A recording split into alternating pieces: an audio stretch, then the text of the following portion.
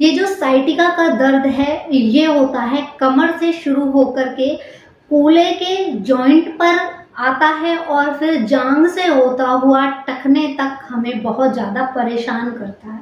और जो ये दर्द है ये इतना ज़्यादा असहनीय होता है कि एक बार तो ऐसा लगता है कि जैसे तो जान ही निकल जाएगी। और ये जो दर्द है ये और भी ज़्यादा भयंकर तब हो जाता है जब ये प्रेगनेंसी की हालत में हो जाता है। प्रेगनेंसी में ये प्रॉब्लम और ज़्यादा बढ़ जाती है क्योंकि उस टाइम में लेडीज़ जो हैं वो पेन किलर नहीं ले सकती हैं, कुछ गर्म दवाई नहीं खा सकती हैं, घरेलू जो उपचार हैं उसमें भी कुछ गर्म चीज़ नहीं ले सकती हैं क्योंकि इससे बच्चे की जो हेल्थ है उस पर नेगेटिव इफ़ेक्ट हो सकता है।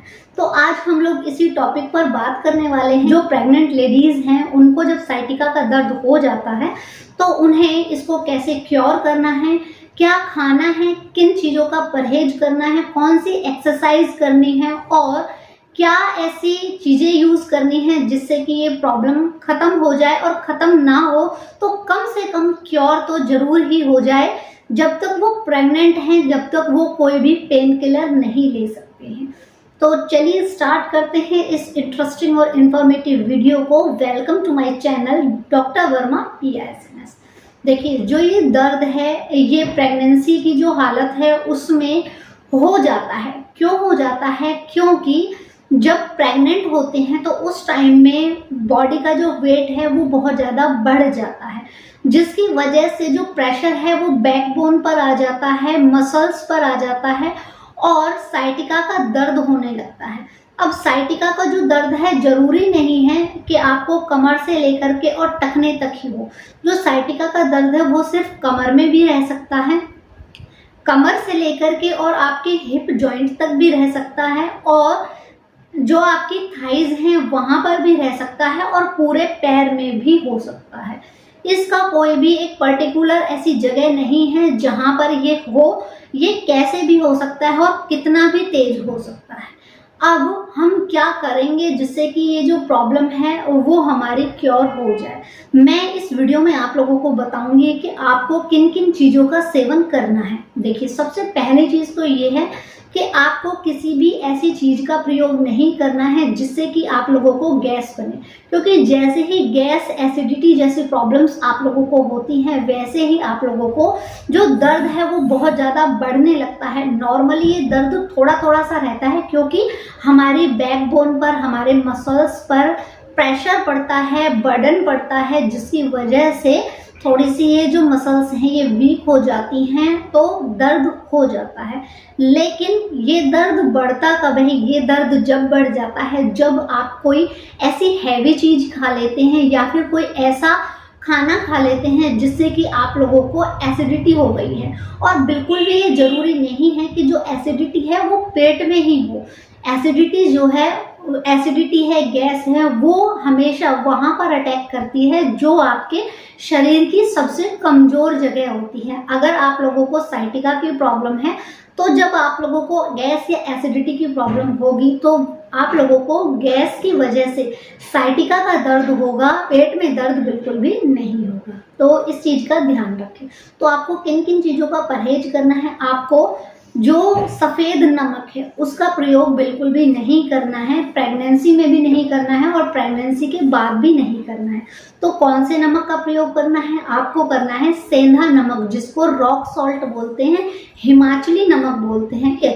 दूसरी चीज़, आप लोगों को खाने में डब्बाबंद चीज़ों का प्रयोग नहीं करना है।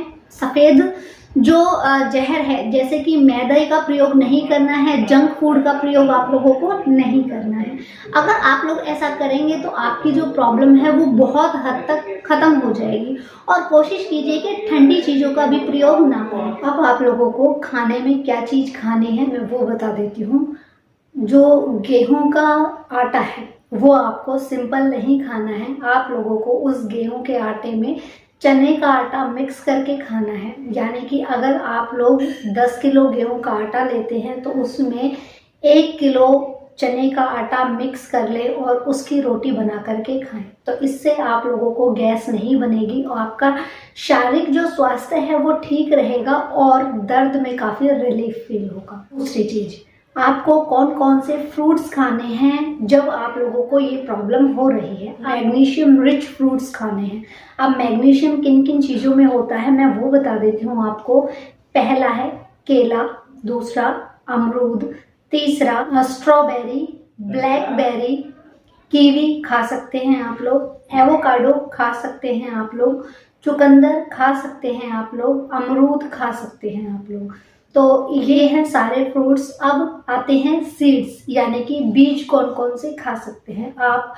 अलसी और चिया सीड्स को छोड़कर सारे ही बीज खा सकते हैं, यानी कि आप लोग जो सूरजमुखी के बीज हैं उन्हें खा सकते हैं, जो खरबूजे के बीज हैं उन्हें खा सकते हैं, तरबूज के बीजों को खा सकते हैं, और जो पंपकिन सीड्स होते हैं उन्हें भी आप खा सकते हैं। ये सारे ही बहुत ही अच्छे होते हैं प्रेग्नेंट लेडीज़ के लिए, और ये सभी मैग्नीशियम रिच सीड्स होते हैं, इनका आप लोग सेवन कर सकते हैं। इसके अलावा जो सब्जियां हैं उसमें आप सारी ही सब्जियों का प्रयोग कर सकते हैं। सिर्फ उन सब्जियों का प्रयोग ना करें जो कि बायबादी से युक्त होती हैं, यानी कि जिनमें वात का प्रकोप ज़्यादा होता है, उन सब्जियों का प्रयोग आप लोगों को नहीं करना है। जैसे कि आपको गोभी नहीं खानी है, आप लोगों को पालक नहीं खाना है। पालक में मैग्नीशियम होता है, लेकिन अगर खाली पालक खाया जाए तो वो नुकसान देता है। अलावा आप लोगों को अरबी, भिंडी, बैंगन, इन सब्जियों का प्रयोग आप लोगों को नहीं करना है। इसके साथ ही आपको चने और राजमा का प्रयोग नहीं करना है। इन सारे ही चीज़ों का प्रयोग आपको नहीं करना है। इसके अलावा आप सारे ही सब्जी खा सकते हैं। कोशिश कीजिए हरे पत्तेदार जो सब्जियां हैं या हरी सब्जियां जो आती हैं वो आप लोगों के लिए बहुत ही फायदेमंद होती हैं, ये खा सकते हैं। आपको किसी भी ऐसी चीज़ का प्रयोग नहीं करना है जो कि आप लोगों को गैस बनाए, ठीक है। गैस और एसिडिटी अगर आप लोगों के शरीर में बनेगी तो आपको दर्द जो है वो बहुत ज़्यादा बढ़ जाएगा। मैं आप लोगों को बता देती हूँ कि सुबह के समय में आप लोगों को 1 इंच का अदरक का टुकड़ा लेना है और उसे ग्रेट कर लेना है। 1 गिलास पानी में उसे बॉईल कर लेना है और उसको छान करके उसमें नींबू और शहद मिला करके और उसे हल्का सा जब ठंडा हो जाए तब उसे घूट घूट करके पी सकते हैं। इससे आप लोगों को काफ़ी फायदा होगा।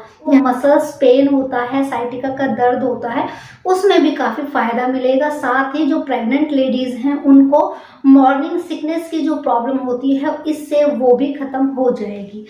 तो ये तो हो गई सारी खाने पीने की चीज़ें। कोशिश कीजिएगा कि ठंडी चीज़ों का भी प्रयोग आप लोग ना करें, यानी कि कोल्ड ड्रिंक है, आइसक्रीम है या जंक फूड है, इनका प्रयोग भी आप लोगों को नहीं करना है।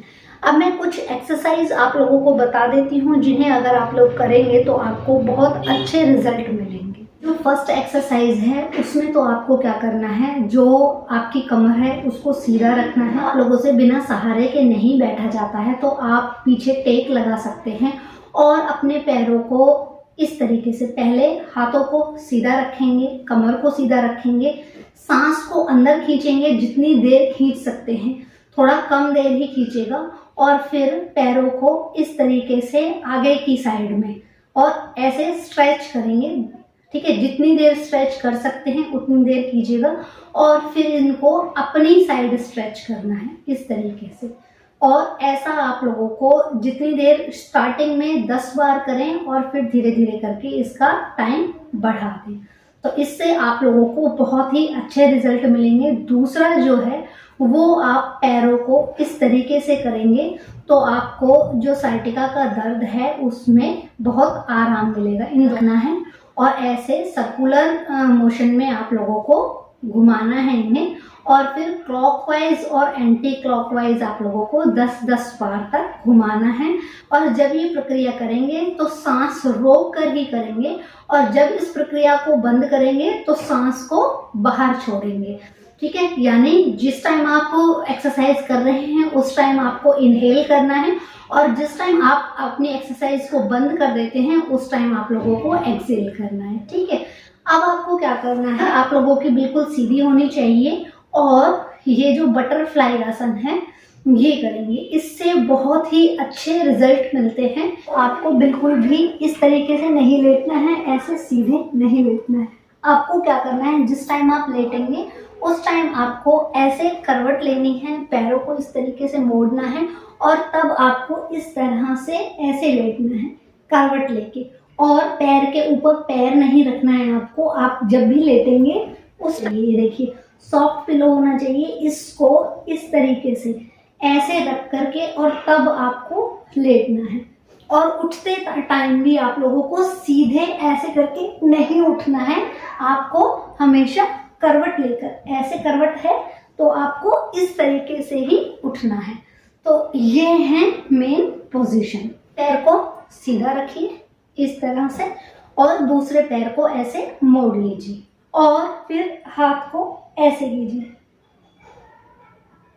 दूसरे हाथ को फिर ऐसे कीजिए। इसी तरीके से आपको दूसरे पैर से करना है, यानी ये पैर ऐसे और इसको इस तरीके से। तो इससे आप लोगों को काफ़ी अच्छे रिजल्ट मिलेंगे। आप लोगों को सामने की साइड इस तरीके से नहीं करना है, आपको साइड से करना है और बहुत ही कम टाइम के लिए, यानी सिर्फ 5 से 6 बार ही करना है। इससे ज़्यादा बार आप लोगों को एक भी एक्सरसाइज नहीं करनी है। अब आप लोगों को अपने पैर ऐसे दीवार पर रख करके और लेट जाना है और जो आपके हिप्स हैं वो भी दीवार को टच करने चाहिए और जितनी देर आप रख सकते हैं कंफर्टेबली उतनी देर तक आप लोगों को ऐसे पैर ऊपर करके लेटना है। इससे ब्लड सर्कुलेशन बनेगा और आप लोगों के जो पैरों में दर्द है वो दर्द ख़त्म हो जाएगा, यानी साइटिका के दर्द में आप लोगों को काफ़ी आराम मिलेगा। दिन में आप लोगों को 4 बार गर्म पानी पीना है। सुबह के टाइम जब आप गर्म पानी पीते हैं तो आप लोगों को एक्यूप्रेशर मैट करनी है और ये आप सिर्फ 2 से 3 मिनट ही करना है, तो इससे आप लोगों को काफ़ी इफ़ेक्ट मिलेगा। एक्यूप्रेशर मैट के द्वारा आप अपनी नसों को खोल सकते हैं, यानी कि आप अपना एक्यूप्रेशर खुद नहीं कर सकते हैं, लेकिन इस एक्यूप्रेशर मैट के जरिए आप लोगों को अपना एक्यूप्रेशर खुद कर सकते हैं। वो मैं आपको दिखा देती हूँ। ये एक्यूप्रेशर मैट आपको स्पोर्ट्स शॉप जहाँ पर खेल कूद का सामान मिलता है वहाँ मिलेगा और इस पर इस तरीके से पैरों को अप एंड डाउन रखना है और फिर उसके बाद में 2 से 3 मिनट बाद इसको छोड़ देना है। बस इस पर प्रिकॉशन ये करनी है कि इसको करने के जस्ट बाद आपको ज़मीन पर पैर ना रखकर किसी भी कारपेट या चप्पल पर पैर रखने हैं और इसको करने के 5 मिनट तक ही पानी में हाथ नहीं देना है। तो इससे आप लोगों की जो दर्द की प्रॉब्लम है वो काफ़ी हद तक ख़त्म हो जाएगी। हाँ, आपको सिकाई और मालिश भी करनी है और सिकाई करने के लिए आपको एक भगोने में आधा इसे पानी से भर लेना है और फिर इसमें एक आलू डाल देना है काट कर।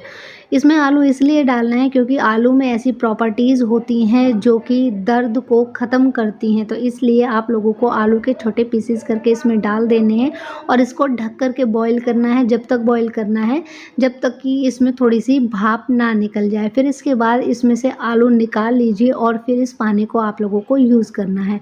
अब आपको एक थोड़ा सा मोटा टॉवल लेना है और उसकी इस तरीके से तह बना लेनी है और फिर इस वाले पानी में आपको जो ये टॉवल है उसको डिप कर लेना है और डिप करने के बाद इसको अच्छे से निचोड़ देना है, क्योंकि हमें जो पैर पर मालिश करनी है, सेक करनी है, वो पानी की ना करके हमें भाप की सिकाई करनी है। और ऐसा जो सिकाई है वो आप लोगों को 3 बार करनी है, यानी पहले 3 बार आप लोगों को सिकाई करनी है और फिर मालिश करनी है। तो इस तरीके से आप सिकाई करेंगे इस टॉवल को लेकर के और अपने घुटने के चारों तरफ इसको रैप कर लेंगे और ज़्यादा गर्म लगे तो इसको इस तरीके से बार बार उठा करके और अपने घुटने पर रख सकते हैं और जब सहन करने लायक हो जाए तब इसको इसी तरह से लपेट देंगे और फिर इसको हटाएंगे, फिर इसको डिप करेंगे और डिप करने के बाद इसको निचोड़ कर फिर से इस पैर पर लपेट देंगे। यानी ये प्रोसेस आपको 3 बार करनी है। फिर इसके बाद आप लोगों को क्या करना है, मालिश करनी है। मालिश आप लोग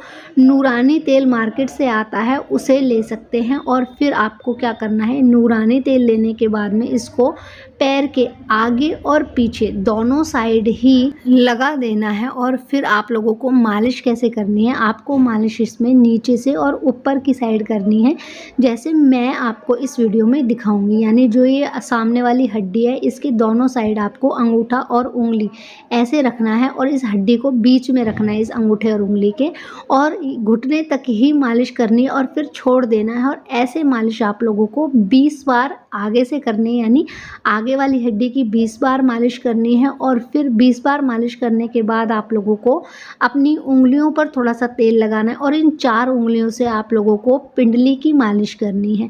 और ये भी आप लोगों को 20 बार मालिश करनी है, यानी आगे से 20 बार मालिश करनी है और पिंडलियों की भी आप लोगों को 20 बार ही मालिश करनी है। आपको करवट लेकर के लेट जाना है और फिर जो आपके घुटने के पीछे वाला हिस्सा है वहाँ पर बहुत सारी नसों का गुच्छा होता है, वो इस टाइम सिकाई करने के बाद सॉफ्ट हो जाता है, तो वहाँ पर भी आपको धीरे धीरे हाथ से मसाज और एक्यूप्रेशर करना है, जैसे मैं आपको यहाँ करके दिखा रही हूँ। लेकिन प्रेग्नेंट लेडी हैं आप, तो इसलिए आपको उल्टा ना लेट करके आपको करवट के बल लेटना है और इस तरीके से आपको मालिश करवानी है और फिर धीरे धीरे करके ये एक्यूप्रेशर पॉइंट्स दबवाने हैं।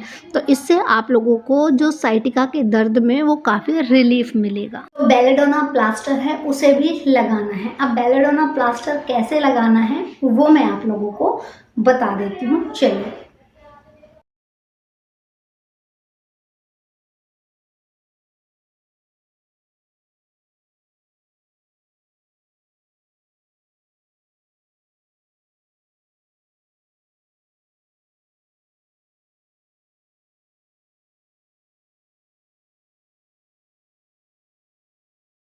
आप अपने हिप जॉइंट पर इस प्लास्टर को लगा देंगे जहां मैंने दूसरा प्लास्टर लगाया है। कमर पर आपको ये प्लास्टर नहीं लगाना है, आपको अपने हिप जॉइंट पर ये प्लास्टर लगाना है और फिर इस प्लास्टर की आपको सिकाई करनी। थोड़ा सा नमक लेना है, उसे गर्म कर लेना है, एक पोटली में बांध लेना है और उस पोटली से आपको इस प्लास्टर की सिकाई करनी है। कोई भी काम करते टाइम आपको पेट के बल बिल्कुल भी नहीं लेटना है, ना तो प्लास्टर लगवाते टाइम और ना ही सिकाई मालिश करते टाइम। इस चीज़ का विशेष ध्यान रखें। जो सिकाई मालिश है वो आपको सिर्फ पैरों की ही करनी है, कमर की नहीं करनी है। और सिकाई है वो ना करें, आप सिर्फ कमर की मालिश कर सकते हैं और वो भी बिल्कुल किसी भी हल्के तेल से। सरसों के तेल से जो मालिश है वो कर सकते हैं, कोई भी गर्म तेल का यूज़ आप लोग ना करें।